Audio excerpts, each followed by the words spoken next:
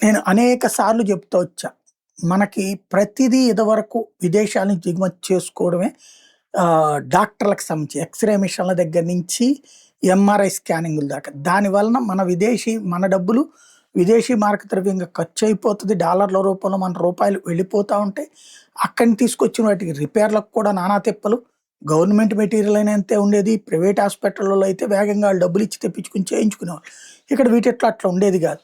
ఇప్పుడు అన్నీ కూడా మోడీ వచ్చిన తర్వాత ఈ అదే అబ్దుల్ కలాంకి సంబంధించినటువంటి ట్రస్ట్ వాళ్ళతో మన ఆంధ్రప్రదేశ్‌లో విశాఖపట్నంలో ఏర్పాటు చేసిన మెడి హబ్ దగ్గర నుంచి ఇప్పుడు ఇంజెక్షన్ సూదుల దగ్గర నుంచి అనేకం తయారు చేసుకొచ్చారు. ఎక్స్‌రే మిషన్స్ ఇయన్నీ చెప్పుకున్నాం.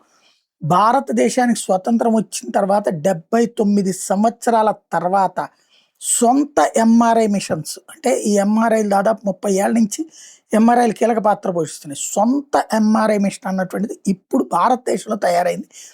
కంప్లీట్‌గా భారతదేశపు తయారీ. Make in India, made in ఇండియాలో భాగంగా బెంగుళూరుకి సంబంధించినటువంటి స్టార్టప్ కంపెనీ వోక్సెల్ గ్రిడ్స్ వాళ్ళు తయారు చేశారు. విదేశాల దాంతో పోల్చుకుంటే 40% తక్కువకి. ఇట్లాంటి ఆవిష్కరణలు అవసరం ఇండియాకి.